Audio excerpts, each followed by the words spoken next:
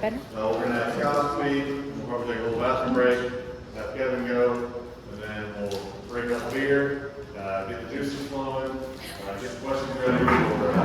We'll have these guys stand up here. So if you have any further questions, keep them in mind. Don't let me stop you though from asking a question during the presentation. If something comes up, I'll make you ask it. Big shout out, thank you to Eldon for a lovely lunch as always. And then Miss Shannon for doing all the hard work. I get to do the easy work, she gets to do all the crap work, so not that we get paid, right? And then also Cindy and Jessica. Yes, and yes, Cindy and Jessica are the two management unit Partners. Yep. Anybody else that helped put us their names, so appreciate it. I've known Scott now in person for 4 years, 5 years, something like that. And kind of got to know him, knew of him before I met him, and got to know him. We talk, usually a couple times a year on the phone, try to meet up in person once in a while. He's just a really humble guy. Maybe thought of him just because he has a unique journey, very humble, wants to be a farmer, so it's a farmer. So let Scott take it away from there. Thanks, Tyrell. Yeah. This is my journey from feed yard crazy. Was a third generation cow farmer in Wayne County, northeast Nebraska, and thought that's what I do for the rest of my life. But Hey Scott, could you put your that better? Yeah, I was third generation farmer cattle feeder in northeast Nebraska. Thought I'd do that for the rest of my days. And early 2000s, was looking into expanding the feed yard and going a lot bigger. And then, that involved DEQ and engineers out there putting in, designing the feeds and drainage and all that business, more concrete. Just kind of molded around and a lot of sleepless nights, and I just decided I'm getting out. It was hard to compete with big feed yards, so I quit feeding in 2006. And a lot of speakers out there, shiny and polished. I'm not one of them. That's what you get with me. And I've learned positive thinking is, if you don't have that, you're pretty much defeated. My grandpa, instilled that in me pretty young. He went through some pretty hard times. And his dad died when grandpa was only 16. And they got married when they were 21 in the middle of the Great Depression. So they went through a lot tougher times than I've ever been through. And he was, like a second father to me. Just really instilled hard work and like I say, positive attitude. So progression of it, 2000, I quit feeding the last pack that went out in the summer of 2006, and then I tore everything out, and 2007 and 8, 07 I planted corn in the feed yard, 08 I planted beans, and then I planted one season grass and wildflower mix, and mainly for the wildlife, but now we're kind of looking at it crazy. Then I went to, still growing some alfalfa, but my equipment was wore out, so I quit growing alfalfa. I was just corn and soybean farmer. But going back to that.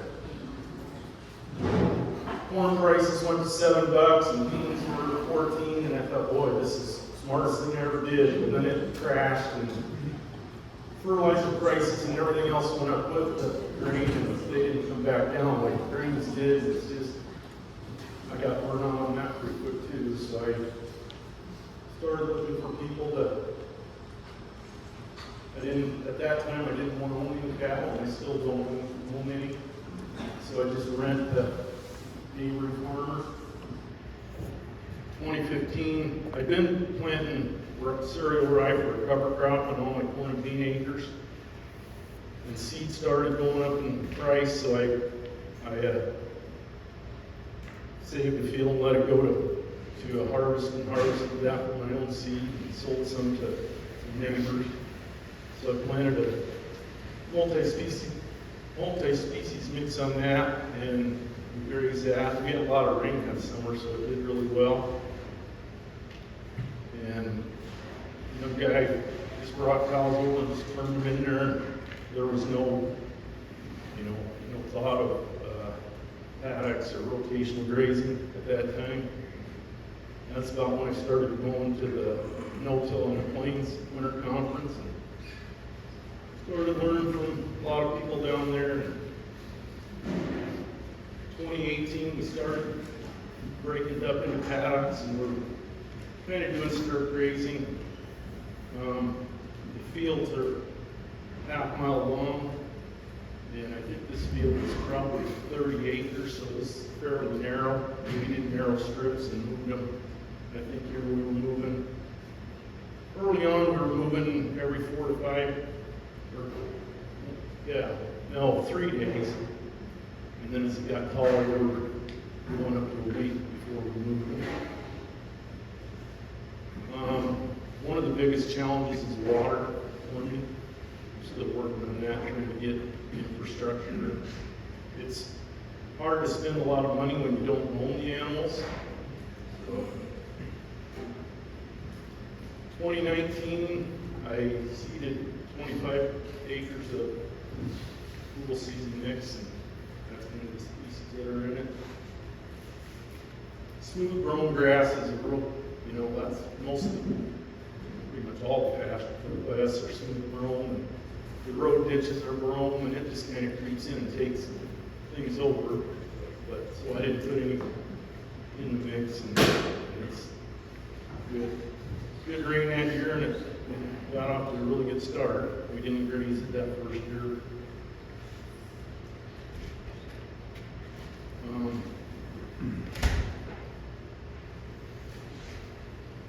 Somehow to work.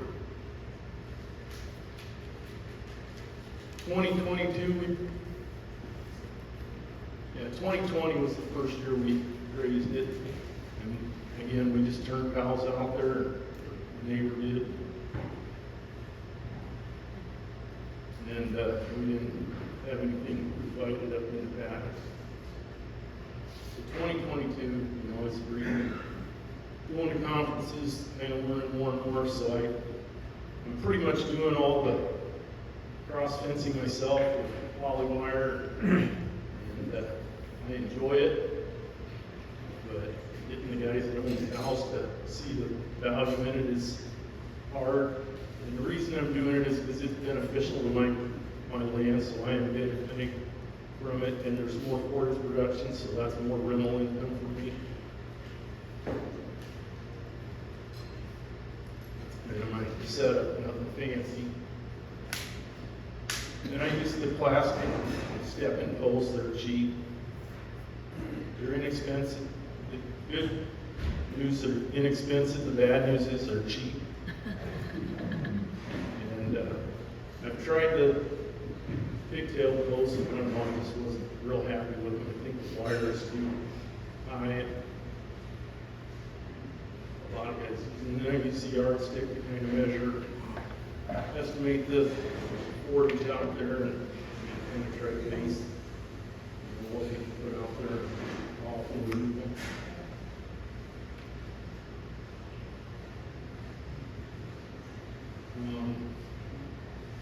Started doing more oats. We still do some rye for seed, but it's a pretty small amount, so I started doing more oats. And different mixes, and I kind of do 2 different mixes. I try to every year. I do one that's we can graze a little earlier, and I do a winter stockpile mix, and it's worked out really well.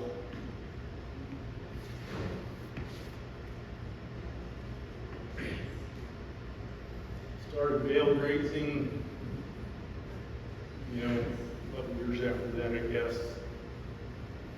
We're pretty hilly country, and our hilltops are pretty eroded and yellow clay and very high pH and low organic matter, so I started putting bales out, letting them graze that, and it's been remarkable, the improvement in soil structure, and you can just see the difference in the color of the soil, the texture and everything, and yields, corn and soybean yields have really reflected that.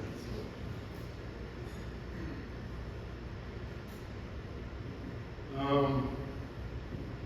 6 years ago, I think I interseeded corn, and this mix was cowpeas and radishes and ryegrass, and some clover, and what else. The cowpeas just run real after they claim the corn stalks after the combine. That's what we had left, and man, it's going to be some awesome grazing, and 2 nights later got down to 32.5 degrees, I think, and they were gone. They do not like cold weather, because even if it freezes out, maybe they just disappear. So we're kind of playing around with that. I'm experimenting with wider rows. I've been 40-inch rows, and next year the plan is to try 60-inch rows in interseed.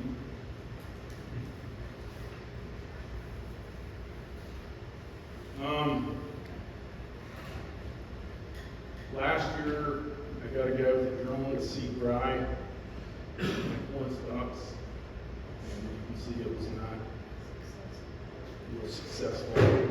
Where it grew, it was really thick, where again, it was hardly anything. So is that a drone function, or was that a residue amount function? Drone, and I think the guy that did it, he was pretty new and inexperienced, and I don't think there were times that drone was, because it's pretty hilly there. Times it was way up there, and other times over the hill it was barely off the ground. But I don't know, I see potential in that. It's kind of a struggle to seed the rye after harvest. And ideally, if I could drill it, I like getting all the seed in the ground, but I also need 7.5-inch spacings. It chops up a lot of stalks and smashes a lot of them down, and we get wind and it just blows and piles stalks up all over, and then you have bare spots. Trick the plant into the next spring. Somebody's got on the board for some reason. But anyway, pasture got a little short here early July, so I talked to my cow guy and said, you want to come over and we'll run a wire around it. Between the pasture and the creek, there was a CRP buffer strip that expired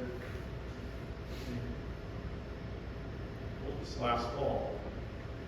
And this area on the left, that's where there was a lot of runoff from the feed yard over the years, and grass just didn't establish there. And always was a lot of giant ragweed, which I love, because the pheasants love it. Nobody can see it from the road, so that was good too.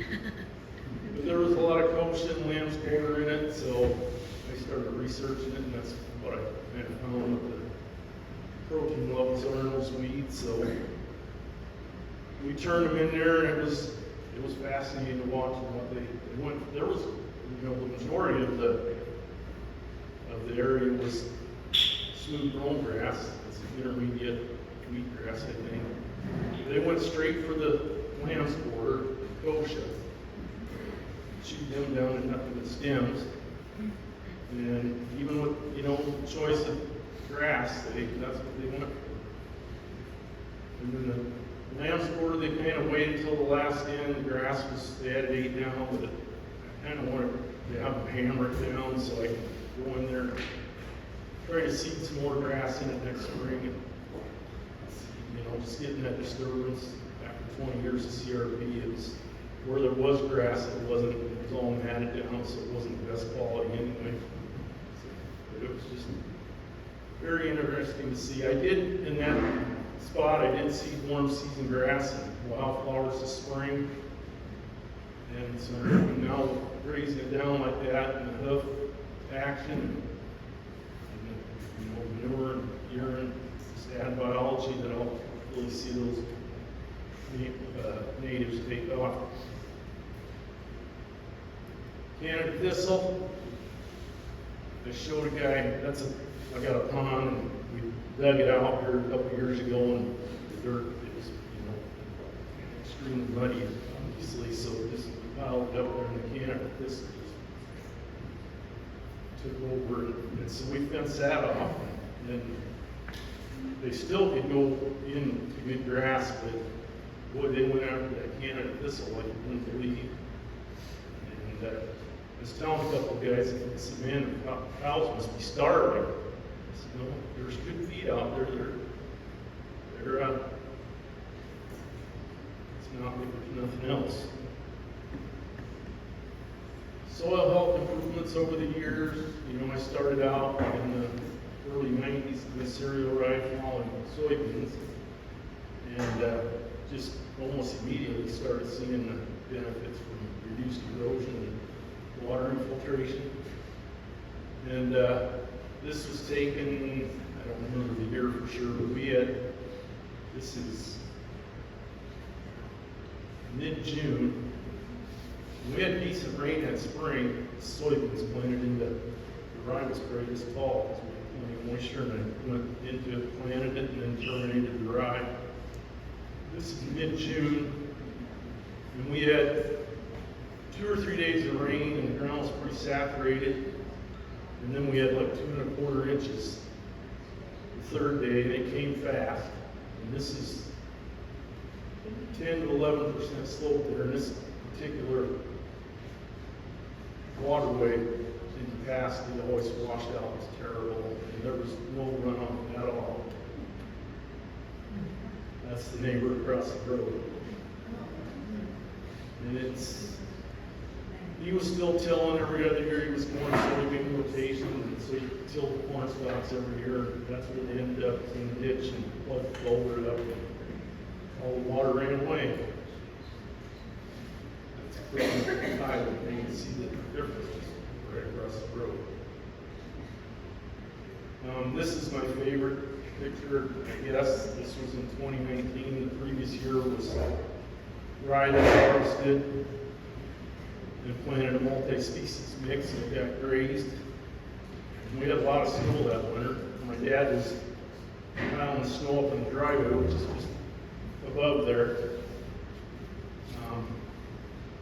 Just right next to the old corn crib there. Had a huge pile of snow. We probably had 8 inches in the field yet. And the ground was supposedly frozen. And I don't remember how much, it was over 2 inches of rain, and it came fairly fast too. And that's 14% slope. Absolutely nothing ran off. And I wouldn't believe it if I wouldn't have seen it myself. But I took a spade out when I was digging, and even after all that rain, snow melted, soaked in, that soil was just the structure. That structure was just unbelievable, and the earthworm channels, and there was radishes that were, half decomposed, and I think it just had so many openings to soak in it, there was no chance for it to run off. It was just amazing. And that's kind of what, you can see the different root types, and that's what we got going on in those mixes. So, that all decomposes gradually, and it just leaves so much, I want to call them candy macropores. Megapores. Yeah, with the radishes. Radishes, yeah. Macropores, that's what I put it. So this is what we're seeing a lot of. It's I love taking the spade out there and digging. It's just my favorite indicator of soil health is just digging and observing and learning that way. A lot of earthworm middens we're seeing. So now I wanted to touch on mental well-being. I talked to tired about this a little bit. And it's pretty important that we, I think, touch on it. It's tough in agriculture right now, and you know, us males, we're tough and independent, and we don't want to open up and talk about it, but I think it's important to do that. And myself, I went through in my personal life 3 years ago, you know, pretty tough time. And it was 2023 was kind of the first half was the year from hell. And not going into too much detail on that, it was just, you know, I was pretty low, and I remember he didn't pick me up out of the gutter, so. But still, going to counselors, talking to your pastor, your priest, your friends, just talk about it and open up, because I was kind of keeping things bottled up and didn't want to bug my friends. And, you know, it was not fun. So I just put Nebraska, we have the Rural Response Hotline, and I actually work with them, and they provide counseling resources to find counseling, and it's helped a lot. So Kansas, I don't know if there's other resources out there, but that's kind of what I found. So.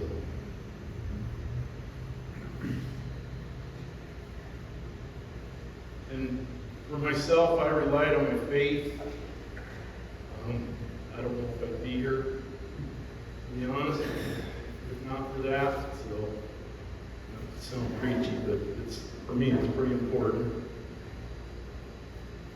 So, I don't think I went long enough backwards, Tyrell. You're totally fine. So, that's my story. We're doing Q&A later. Yeah, we can do it now, and we'll do some later too, but if people have questions now, then we can. Do I have any burning questions?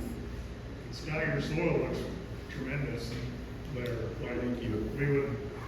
We couldn't see that in this manual probably. I know moisture has a lot to do with that too, it's different. But my community on that looks Thanks, Kevin. Yeah, it's been, our hills are really heavy yellow clay, tight. If you can get the water soaked in, it holds on to it. And I'm getting it to going down. You know, over the years, we have a lot of runoff and erosion just like everybody else. It's frustrating trying to get neighbors on board. I don't want to preach to them or judge them, and I'm pretty tiptoe around it with most of them, or don't even talk to them at all. But there's been a couple that say, you know, yeah, I'm noticing what you're doing, it's really making a difference, but they just don't, for whatever reason, scared of change or what. If you're trying something new, they just don't get on board with it. So that's kind of the main reason every time I get asked to speak, when I'm done, I say never again. But I get my arm twisted.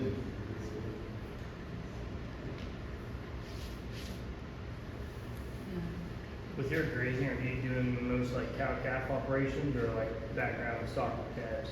No, it's all cow calf. How much do you charge your neighbors? Not enough.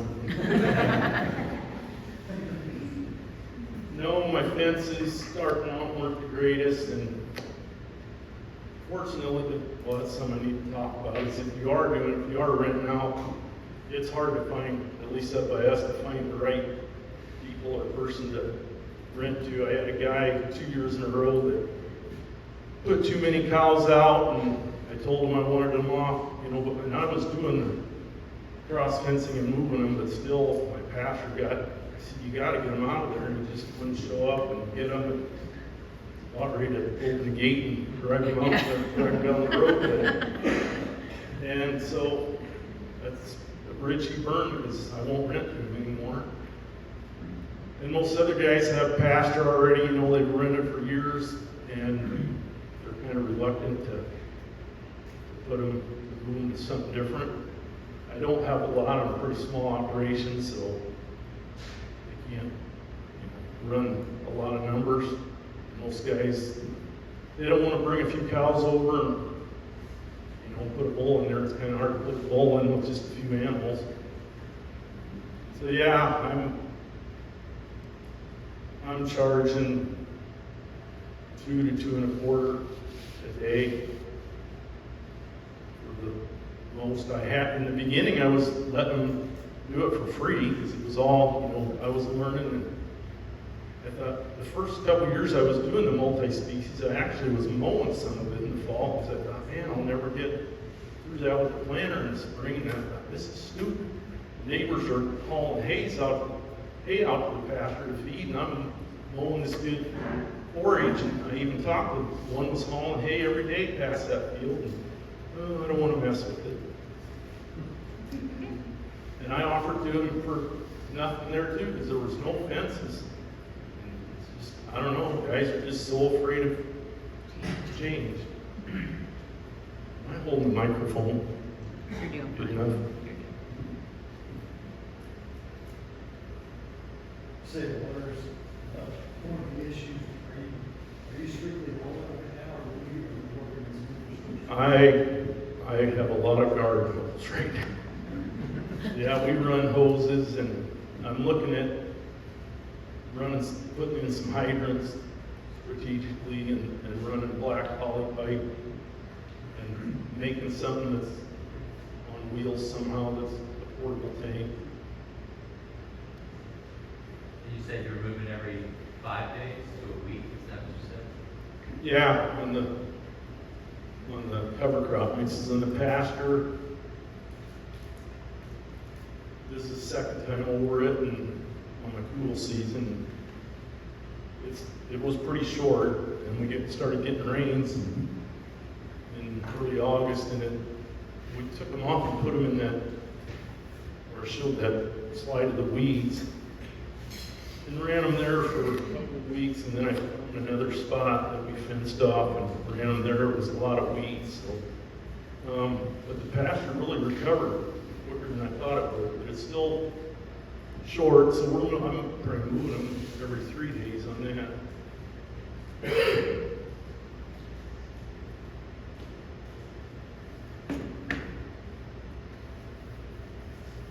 Anybody else? Is that crayfish? Full tuber? Yeah, on the right-hand side. What's the crayfish for? Go back to.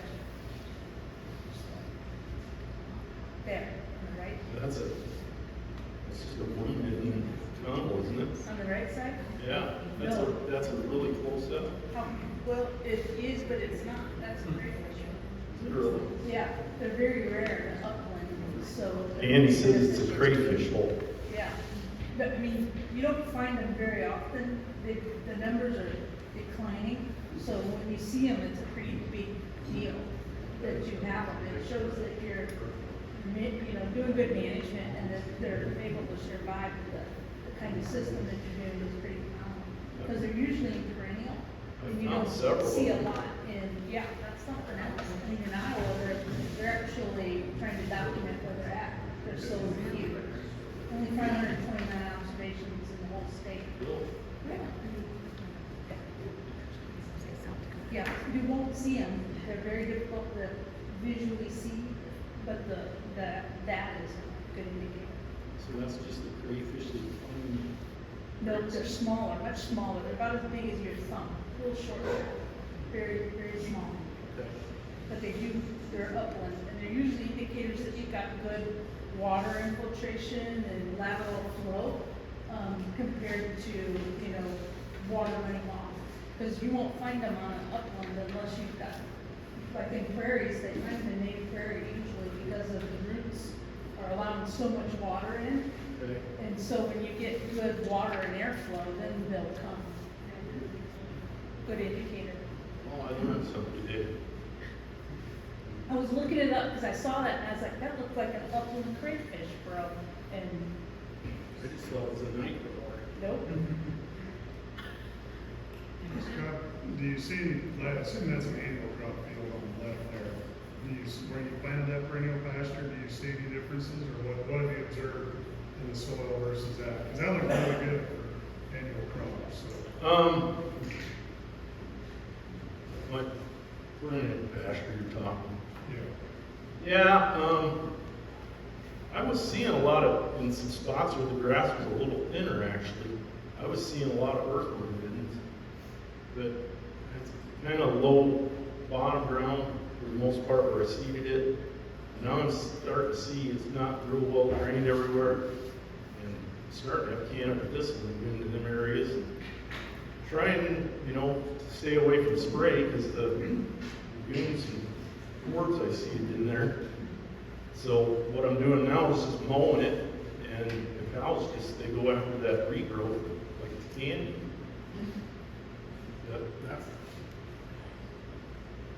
And that way I'm disappointed in what I'm seeing, I thought, but I think it's just poorly drained and it's kind of compacted. I've sent some soil samples and see what we got going on, if there's anything we can do to. And those were predominantly introduced species, and not all the natives in that frame pasture, correct? Yeah. And I went with cool season just because that's where everything is around there. I'd like to get some, man, I'm jealous of the warm season that I see down here. It's a different world down here from just being 4 hours away. It's pretty cool to see.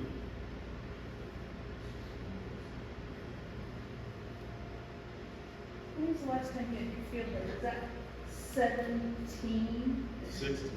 16 that Jimmy and I was up there? We didn't get to look at No, that was 18 when Jimmy was. 18. I had one 16. I had pictures from your pit, I was in it, from them, just to see. Yeah, and I'm having a field day, I guess I said it on the bus, but September 2nd. Center for Rural Affairs is putting it on, so you can go on Facebook and find them and register there if anybody's interested in coming. I'll find it and share it on our page. I saw it on Facebook. Yeah. We got anything else?